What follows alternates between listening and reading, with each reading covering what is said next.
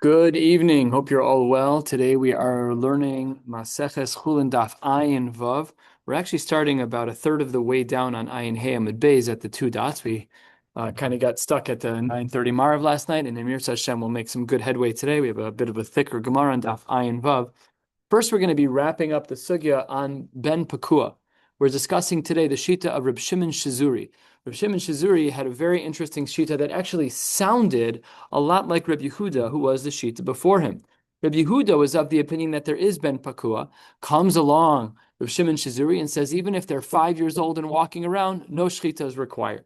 So the Gemara out of the gates is bothered by that. Again, a third of the way down at the two dots, Ayin Hey Amud Beis, says the Gemara, Reb Shimon Shizuri Omer Achilu v'chulei, Hainu Tanakama. That sounds a lot like the previous shita. They both seem to allow a ben pakua, that it doesn't need shchita. Says the Gemara, Amar of Kahana, the difference between the Tanakama, who in this case is Rabbi Yehuda, and Reb Shimon Shizuri is hifris al gabe karka ikabenahu.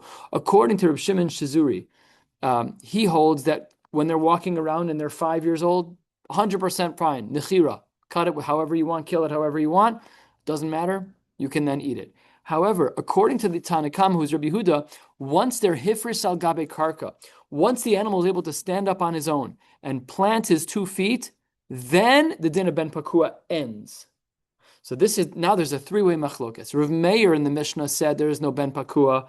That baby, that the calf requires shchita. Rabbi Yehuda says no, ben pakua is a din, but it's a limited din. It applies until the animal entrenches its feet in the ground. Then the din of ben pakua no longer applies anymore. Then there's Reb Shimon Shizuri who says no, all the way. Even if he is 5 years old, you can kill it benechira mutter be'achila.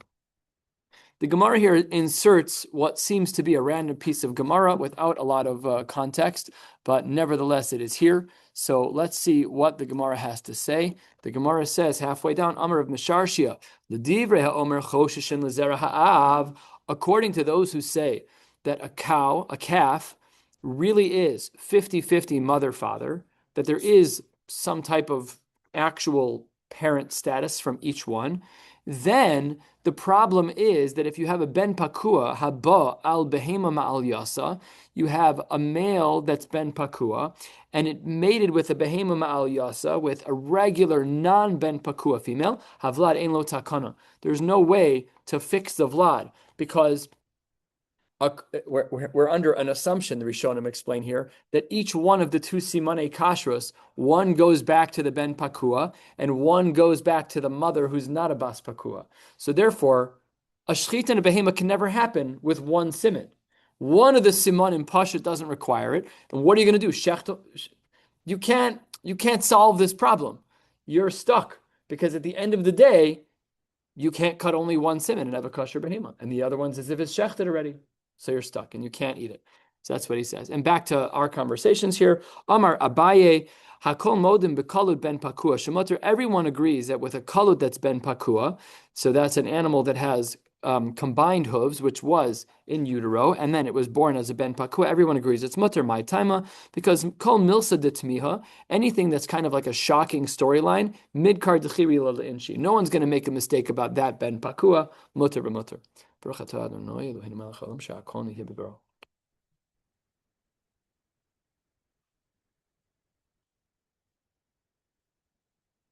then the Gemara says, Ika de Amri, that maybe we're not talking about a regular kalut. Maybe we're talking about a different type of animal. Omer Abaye, where is the Hakol Modim? Hakol Modim not in a regular kalut, but Pekalut Ben Kluta Ben Pakua Shemoter.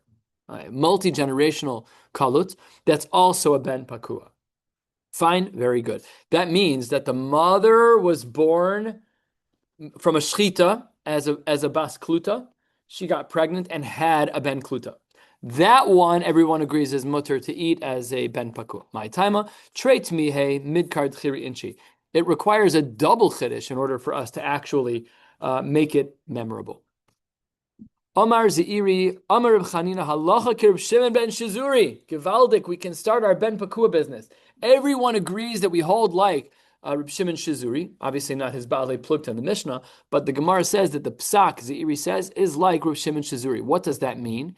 That means that if I have a ben pakua that is old enough to mate, male, and I have a bas pakua that's old enough to be mated with, female, and they mate together, them and all of their offspring, they don't have to worry about that. We'll get into more details about this in a minute. Take a look at this line. V'chein hay Reb Shimon ben Shizuri, v'chein hay Reb Shimon Shizuri matir bibeno uven beno ad sof kol adoros. This is the heter, the broad heter of ben Pakua. This is, in fact, what's quoted in Tur Shulchan Aruch on this exact halacha, that even ad sof kol adoros. However, Rav Yochanan argues with Rav Chanina. Ze'iri said in the name of Rav Chanina, we hold like Rav Shimon Shizuri, and then Ze'iri said, and then Rav Shimon Shizuri was all the way out forever. No problem at all. We don't care how old the animal is. However, Rav Yochanan Amar, hu mutter ubeno aser. No. When Rav Shimon Shizuri in our Mishnah was matir, that was only that animal that was a ben pakua. But the ben pakua's children, the beno of the ben pakua, no. It's only one door. So machlokas within Rav Shimon Shizuri, do we say that the leniency of ben pakua applies ladore doros, that's sof kol adoros, or do we say it's limited only to the first generation? Adabar chavu havale ben pakua, denafal duba ale. According to the gears on the side here, it's not duba, it's diba, and it's a wolf. I thought a duba would have been a bear. A dove. No, it's not. It's a diba. And the Mefarshim, the English books explain this as a wolf. So there was a ben pakua. What do we know about a ben pakua? It doesn't require shchita. Got attacked by a wolf. Asa lekame de Ravashi, Amar le, what did he say? The weirdest possible thing. Zil shachte. Why would you say that? Why would you say go shecht an animal that's a ben pakua? Ben pakua doesn't require shchita. It doesn't matter who kills it. The wolf, the knife, the arrow, it doesn't matter. Amar leya, wait. I don't understand Ravashi. Amar ze'ir amar b'chinina halacha krib shem shizuri. Doesn't matter how old he is. He says, "V'chein hay rishim shizuri matir b'beno v'beno atzav kol adoros." V'efidu Rabbi Yochanan lo kamar el beno abal ihu lo. Even according to Rabbi Yochanan, who has a limited definition of Rabbi Shimon Shizuri that it only applies for one door, but that animal pasha does not require shchita. That's for sure. Amar le Rabbi Yochanan l'divrei Rabbi Shimon. Amar le Rabbi Yochanan l'divrei Rabbi Shimon Shizuri ka'amar. Rabbi Yochanan was not saying his own opinion. He doesn't agree. But according to Rabbi Shimon Shizuri, that is what the halacha would be. What does that mean?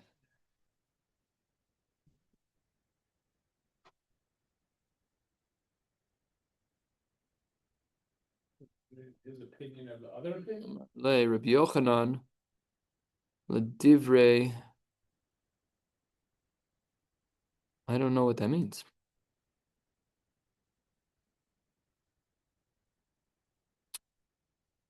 Learned this Gemara 5 times. How did I not notice what this was? Amar le Rabbi Yochanan. Amar le. The Gemara says that he says back to him, Rabbi Amar le Rabbi Yochanan. L'divrei Rabbi Shimon Shizuri ka'amar. They are talking within Rabbi Shimon Shizuri, but I hold differently, that you would require shchita in this case. Maybe what this means is that there's two worlds. There's the world of Rabbi Shimon Shizuri, and then there's the world of everybody else. That could be what it means. I don't know. I'm not exactly sure. Anybody?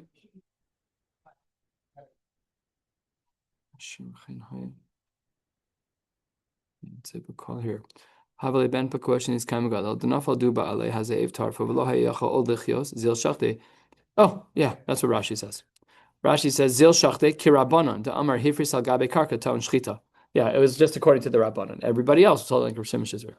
I v'amar Ravin bar Chanina amar Ula amar Rav Chanina halacha ki Rav Shimon ben Shizuri. Not only, but I don't understand. How can you say that? We don't hold like the rabbanon, who say that you have to do shchita once it is hifris. How can you say that? We hold like Rav Shimon ben Shizuri. We always hold like Rav Shimon ben Shizuri whenever he's mentioned. So it says the Gemara, Amar le no, Anna ki hasvirli. I actually hold like a different version of that line of we always hold like Rav Shimon Shizuri, and that is, no, we don't always hold like Rav Shimon Shizuri. Rather, what is the line? 7-8 lines from the bottom. Only in a case of a mesukan, we'll see that a person's about to die and he wants to divorce his wife, and he says something that's a little unclear. We're lenient to hold like Rav Shimon Shizuri. And by utrumas meiser shel d'mai. What are these two cases? And that's why we're able to say that we don't always hold like Rav Shimon Shizuri, and that's where the other shita came from of zil shachte, that maybe we do hold like Rabbi Yehuda. So it says the Gemara, what was the case of mesukan? Ditnan. We have a Mishnah from Maseches Gittin. Berishona hayu omrim. They used to say, Hayotze b'kolar, if a man was being carried out in chains, that's code word for he was about to be executed. But Amar, on his way to the gallows, he says, Kisvu get ishti, but he left out Kisvu ve nosnu get ishti, right? These are the psukim and chumash. You need to say that. So he didn't do that. He only said Kisvu get ishti. Hare'elu yichtavu ve'yitnu. We're lenient, or machmer, however you want to look at it. But we end up giving his wife a get. And then even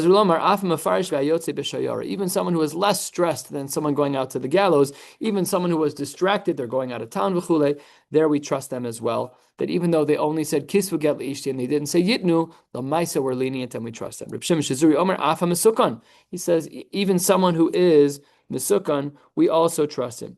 Rashi says, what does mesukan mean? First of the long lines, mesukan mitoch cholio. He's sick. So if someone's sick and they say, and he says kisvu get leishti, and he doesn't say yitnu, we still do give that get. We assume that he was just tarud. So that was one sheet of Rav Shimon Shizuri that we hold like, and in fact, this as well is quoted in Shulchan Aruch Even HaEzer, that if a man says kisvu get leishti while he's on his deathbed, he's mesukan, the halacha is that we're allowed to give a get on his behalf. And what's the second case where we hold like Rav Shimon ben Shizuri? Trumas meiser shel d'mai.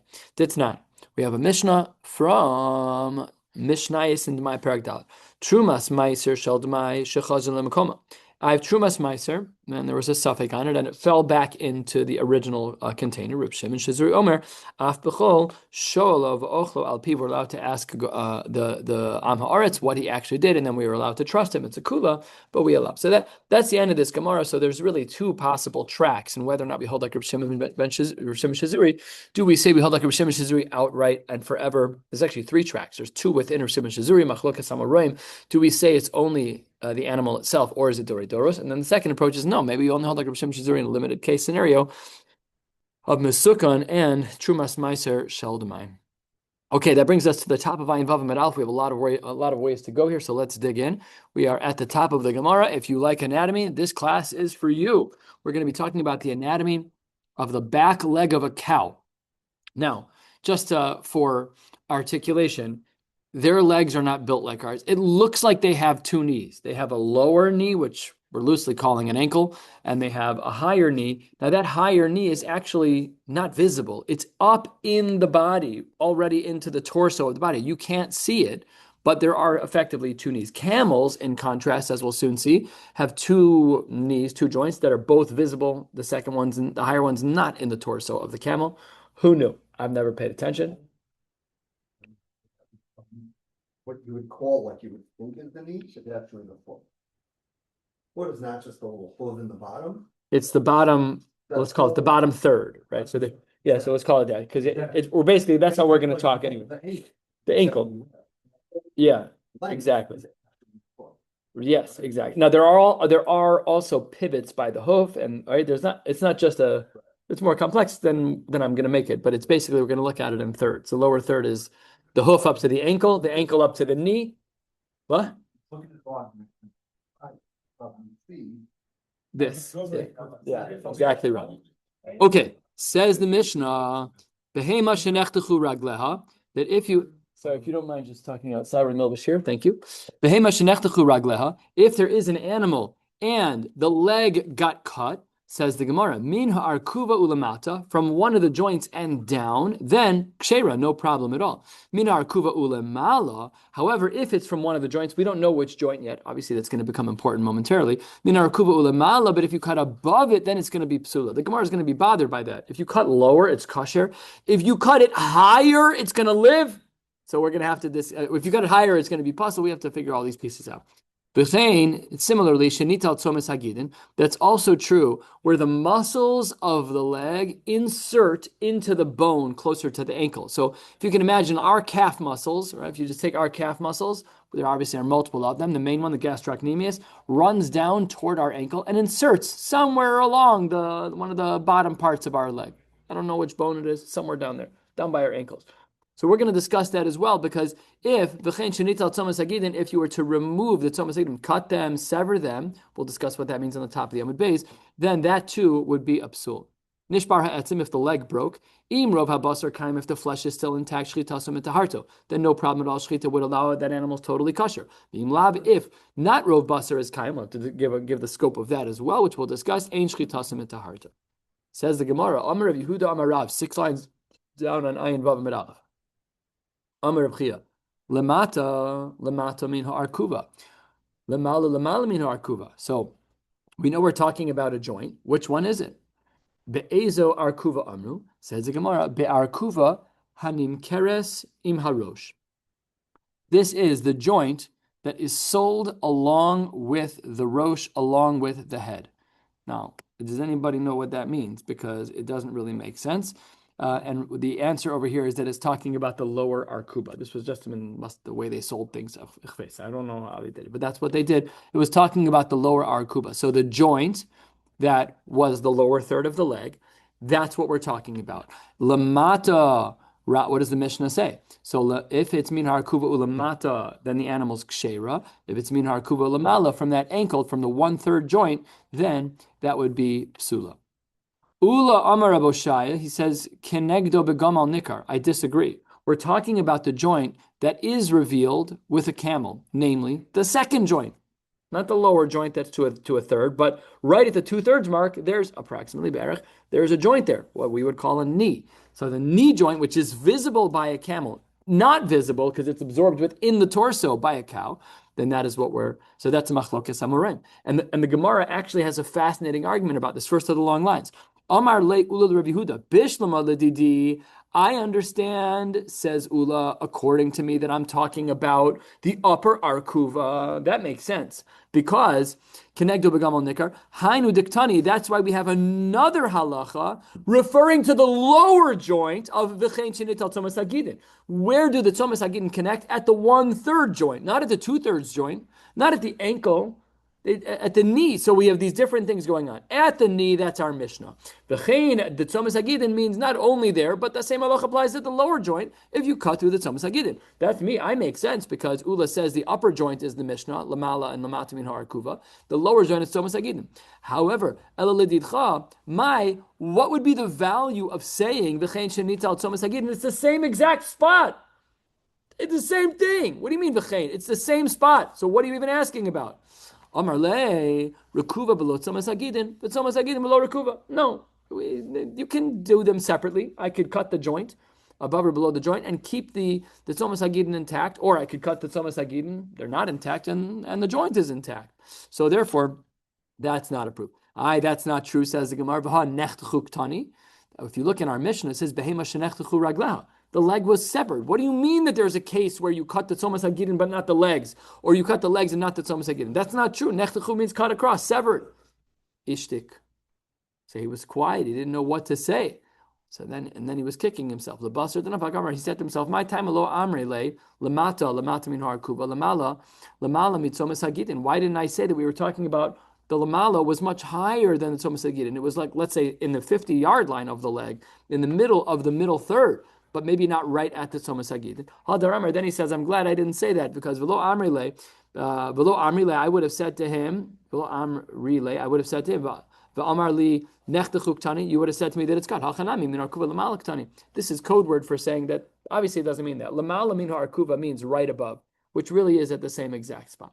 All of this is version 1 of the Machlokes. Rav Papa, we're about a third of the way down. Rav Papa Masni Hachi, he learns a little bit differently. He says, Amar Yehuda Marav, Amar Rav Chia, lamata min harkuva umi tzomas hagidin. He says that below means below the arkuva and of the place where the sinew is insert, and lamala is lamala min arkuva. Skip the next 2 words mitzomas hagidin because they can't both be in the same place. Mechein shenital tzomas hagidin ve'arkuva gufa ke deula amar Boshaya. So here the Gemara is just painting a slightly different picture where perhaps we're talking about a different part of the leg, the upper joint. 2 different versions of this machlokes. The second one is a little bit more complex and requires a little bit more research, but that is how we would view it, is it must be talking about the upper knee. Asks the Gemara a question, a side question really. Umi ikamidi, could there be a scenario? Di'ilu midli pasikle v'chaya. Up there, if we cut it, they live. Mitzi pasikle umesa, and below it's going to die. It doesn't make sense. You would have thought that if you cut higher, it's worse, but it's not. It's not looking like that. Says the Gemara, Amar Ravashi, Trefos kamadamis la'adade. You can't compare trefos. We've learned this before. Ein omer b'trefos zu doma lezu. You cannot learn from one trefa to another. That's not no kal v'chomer, is no higher is X, lower is Y, I, lower should be less dangerous. None of that. We don't do any of that. Shahare, after all, chodcha mikan umesa, chodcha mikan v'chaya. Sometimes you can cut in one place and they die. Sometimes you can cut in another place and they live. All right, let's get into the Tzomas Hagidin. The Eluhein Tzomas Hagidin. Let's talk about where these muscles insert. The basic gist is that there are three muscles that insert by the ankle, which is at the 1/3 mark on the leg, at that near that joint, toward the head of that bone. Rabba Omar Rav Ashi is the agrama ulevar. It's talking about that which is that branches away from the bone, not immediately at the insertion point, but a little bit above the insertion point. Rabba Bar Rav Huna Amar Rav Ashi is the agrama ulegav, talking about exactly the insertion point of the muscle, much lower, right where they insert on the bone. Rabba Bre the Rabba Bar Rav Huna Amar Rav Asi de ilave arkuma. What he is talking about is lower down above the ankle, which is similar to one of the other shitas. And Yosif Ahu Merabanan Kamid Rav Abba Yosif Kamar de Arkuma Gufa. It's even lower than that, which is talking about the bone itself. So there are obviously a lot of shitas. When we say Tzomas Hagidin, we're not exactly sure. I mean, each of these shitas require research, but we're certainly not sure in Psak where those things fall out. Omar le Rav Abba lo tatisule. Do not listen to this last shita, where Rabbi Abba said it was the super, super low point of the ankle itself. That's not true. Hachi Omar Rav Yehuda hechad pari tabchi. It's only where the butchers would cut. They wouldn't cut that low. They wanted to get to the meat. They didn't want the sinews. They wanted to get to the meat. Hainu Rabba Braid the Rabba Baravuna Amar Avasi, like the shita that we saw a little bit earlier, which is Ilui Arkuma, which is right above the ankle. That is considered the appropriate spot. When we talk about the Tzomas Hagidin, it's referring to the place where they insert into the muscles. Ve'ad kama. So says the Gemara, how much of the Tzomas Hagidin is the Tzomas Hagidin? So says the Gemara as follows. Rabbi Yaakov says, Ki avinin be Rav Yehuda, Amar lan shimu mini milsa. I want you to listen to me, because the Migavra Rabba Shmieli, I heard something from a great man, Umanu. Who did you hear from? Shmuel. What did he say? Tzomas Hagidin Sha'amru, when the Mishnah on Ayin Vav and Aleph at the top speaks about Tzomas Hagidin and that there might be a psul if you sever them, Makom Sha'agidin Tzomtsin Bo, that is talking about where they connect to the bone. Makom Shetzomtsin ad Makom Shemis Pashtin. The beginning of Tzomas Hagidin is where it inserts into the bone. Where's the upper limit? When they begin to kind of sprout away into muscle. Says the Gemara V'kama, Amar Abaye, Arba'a Batadi B'Torah. We're talking about 4 finger breadths of a shiur, and that is however many inches it is, from the beginning of the insertion into the muscle space upward, and then that would be considered the space of the Tzomas Hagidin. Good. What about Bidaka? This has all been a big animal. What about Bidaka, a small animal? We're 4 lines from the bottom. Bidaka mai, Amar Abaye, Blite Havut Tzomas Hagidin. Blie lo Havut Tzomas Hagidin. That when we talk about the parts of it that protrude, that is considered to be in a daka, that is considered to be the Tzomas Hagidin. However, Blie, the ones that are smooth or absorbed, that's not considered Tzomas Hagidin. Ashuni Havut Tzomas Hagidin. Rikiche lo Havut Tzomas Hagidin. The parts that are very, very hard. If you've ever eaten chicken, a chicken leg, sometimes there's those pieces that don't chew as well as the soft parts of the chicken. So that would be problematic. Ashuni, the thicker, the tougher parts. But Rikiche, the softer parts, those the ones that are more edible, that would of course not be considered Tzomas Hagidin. That's muscle. Alimi, the thicker parts Havut Tzomas Hagidin. Ktini, the super thin parts, lo Havut Tzomas Hagidin. Chivri, if they're white, Havut Tzomas Hagidin. We know that these things look white, and sometimes even after cooking it appears that way. Lo chivri, if they're not white, lo Havut Tzomas Hagidin. And on this particular sheet, as we turn to the top of Ayin Vav Amud Beis, the Gemara says, Mar bar Rav Ashi, Amar kevan dezigi, once they are translucent, if they ever get that translucenty kind of look to them, then afal gav de lo chivri, even though they're really not white, then that would be in the same exact category. Amar Meimar Mishmed Rav Zvid, Tlasa Chute Havu. There are 3 branches of sinews, 3 muscles that will insert at the bottom of the bone by the ankle. Chad Alima. One of them is a thicker sinew, and Utrek Tini. 2 of them are very, very thin. If sekalima, oz the rov binyan. If the thicker one gets torn, that thicker one is larger than the other two combined, and therefore there's no rov anymore, oz the rov binyan. Most of it's gone.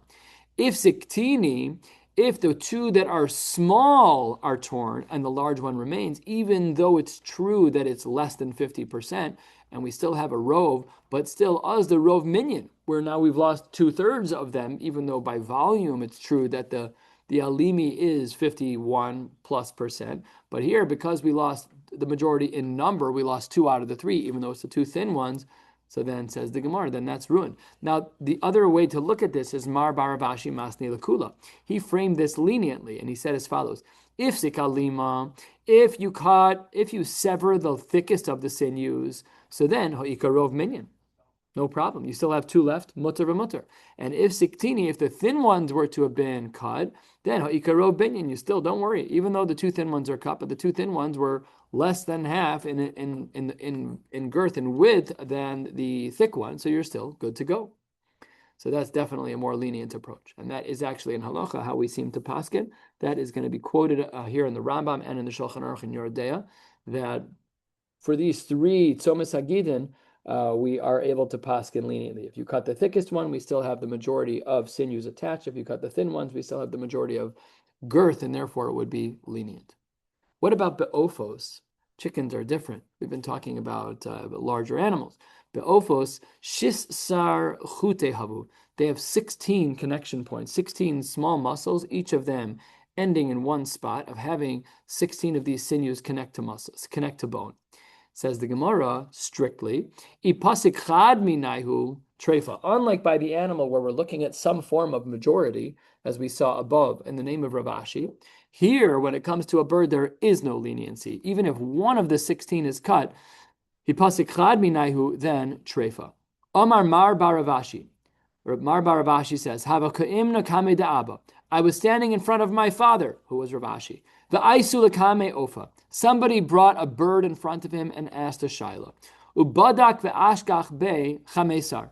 When he counted how many sinews, he was only able to identify 15 out of the 16. As we just pointed out, if even one of the 16 are severed in an oaf, the halacha is that the animal is not good to go. So havachad dehava shnei mechabre. He saw that there was one that looked different than all of the others, and as he teased it, it separated into the 2 that it always was. So now your 15 became 16, mutter v'mutter. We are a quarter of the way down. We're actually going to be stopping halfway down because I didn't have time to learn more than that.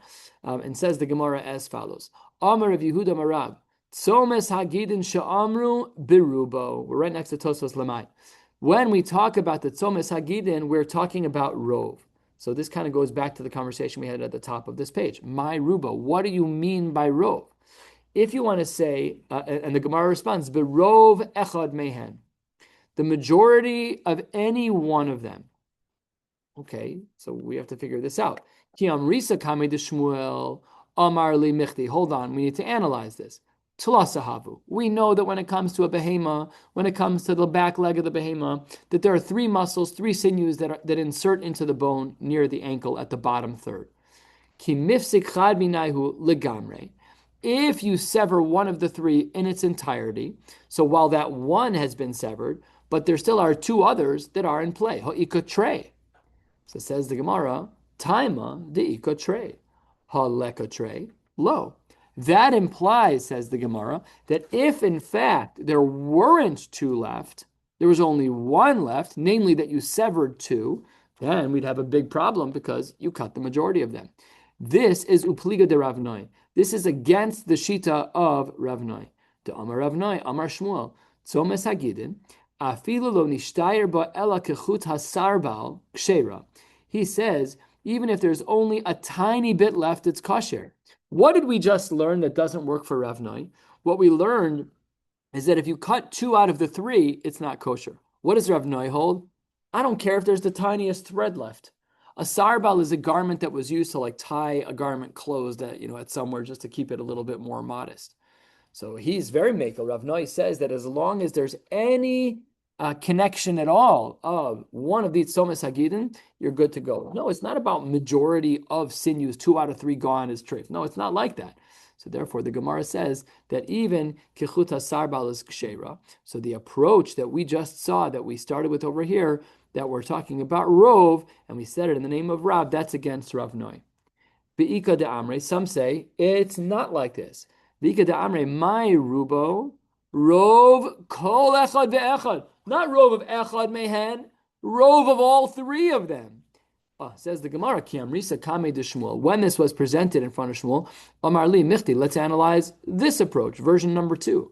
Tila Sahavu, we know that there are 3 muscles, 3 sinews that insert right at the ankle. Ha'ika tilsa, even if there's even a third of any one, if there's any small portion.